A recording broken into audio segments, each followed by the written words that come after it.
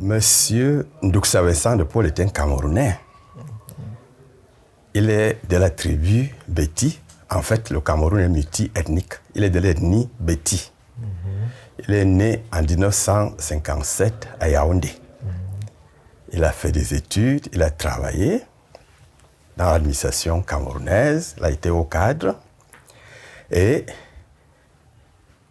il a beaucoup lu, il a mené des recherches et il s'est mis à écrire sur le théâtre et l'anthropologie sociale et culturelle.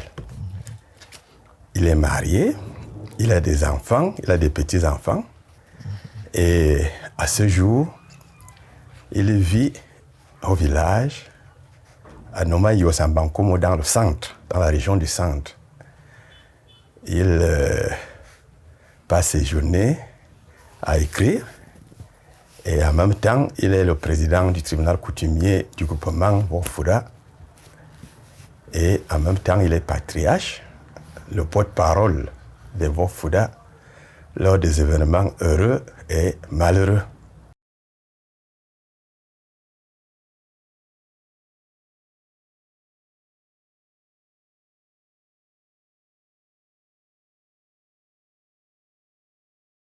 Oui, je tiens à préciser que le tribunal coutumier d'un groupement, c'est dans une chefferie de groupement, alors que le tribunal coutumier, tel que comment on peut dire ça, tel que l'organisation judiciaire est faite au Cameroun, c'est à part. Les tribunaux coutumiers sont parallèles aux tribunaux de groupement. Les tribunaux de groupement sont des tribunaux de conciliation. C'est dans les chefferies. Bon, toujours est-il qu'il y a la conciliation et ce que nous avons comme procès, comme litige, nous essayons de concilier les gens en respectant la législation en vigueur au Cameroun. Nous n'allons pas au-delà de ce qui est prescrit par les textes de droit. Et notre travail, c'est en collaboration avec les tribunaux conventionnels, comme vous avez dit.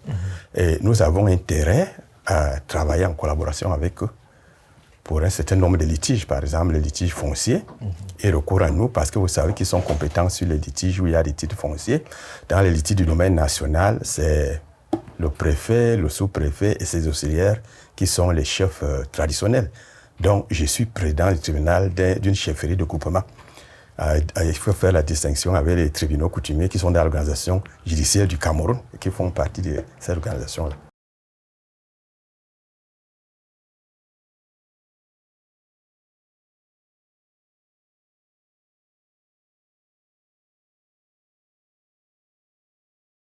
Cette question-là est très intéressante parce que le mot patriarche aujourd'hui est utilisé, si vous me le permettez, à tort et à travers. Je tiens d'abord à préciser qu'au temps des ancêtres, était patriarche une personne qui était âgée, un vieillard, et qui avait des connaissances sur la tradition, sur la culture Beti. Ce genre de personne-là a disparu aujourd'hui parce que vous savez qu'au Cameroun, l'âge de vie au Cameroun aujourd'hui, c'est au plus 50 ans. Nous n'avons plus la chance de nos ancêtres d'atteindre les 80 ans, les 90 ans. En sorte qu'aujourd'hui, une personne qui a 64 ans comme moi peut être patriarche s'il a la connaissance du passé, s'il a la connaissance des traditions. Et comment peut-il avoir cette connaissance du passé et des traditions? C'est en menant des recherches. Et j'ai eu la chance d'avoir commencé très tôt à m'intéresser à la tradition, à fréquenter les vieillards. Et cela m'a beaucoup aidé pour la suite de mes recherches. Donc, je suis patriarche dans ce sens que, malgré le fait que je n'ai pas 80 ans ou 90 ans, mais j'ai énormément de connaissances. Aujourd'hui, l'âge n'est plus le seul critère pour prétendre être patriarche. C'est cette personne-là qui détient un certain nombre de connaissances sur la tradition. Et cela est d'autant plus important qu'il y a des personnes âgées aujourd'hui elles ont 80 ans, 90 ans, mais qui ne maîtrisent absolument rien de la tradition. Pourquoi? Parce que la tradition n'a pas été respectée. Les gens ont commencé à travailler dans l'administration, ils n'allaient plus au village. Maintenant qu'ils vont en retraite, ils ne maîtrisent plus rien du village. En sorte qu'ils ne savent rien des traditions. Ils sont en train d'apprendre malgré leur âge. Donc aujourd'hui, contrairement à hier où quelqu'un était sur place au village, apprenait tout des traditions, mûrissait dans les traditions, mais aujourd'hui ce n'est plus le cas. Il faut faire des recherches, il faut détenir un certain nombre de connaissances là-dessus.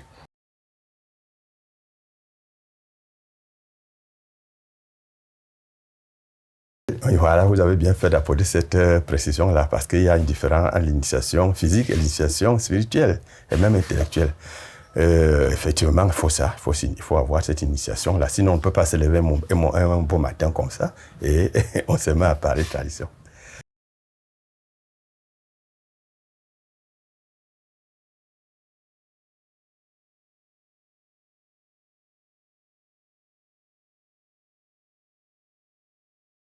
Ce qu'il faut déjà relever, c'est que, en fait, tout est important dans la tradition Béti. Tout est important dans la tradition Béti. Si nous mettons à distinguer les secteurs ou à mettre certains secteurs de côté pour s'intéresser plus à d'autres, ça va poser problème à l'avenir. Il faut s'intéresser à tous les secteurs.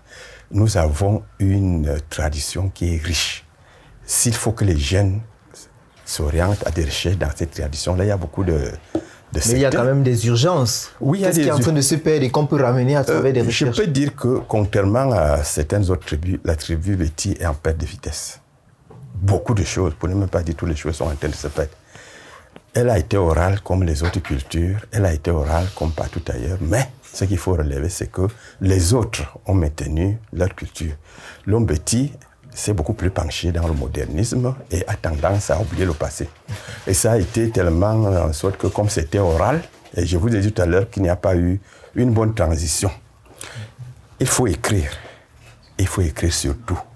Si un jeune s'intéresse, par exemple, à la cérémonie, aux cérémonies de mariage, il faut qu'un autre s'intéresse aux cérémonies de funérailles pour que tous ces jeunes-là puissent avoir un tout sur les traditions, parce qu'il ne faut rien négliger. Sinon, nous allons perdre beaucoup de choses sur la tradition, parce qu'elle est riche. Donc les champs de recherche, il y a vraiment les funérailles, le mariage, la parenté, comme j'ai parlé dans le document, la succession, comment on succède chez les Béti, les problèmes de la mort même, comment le Béti pense de la mort, et etc., etc.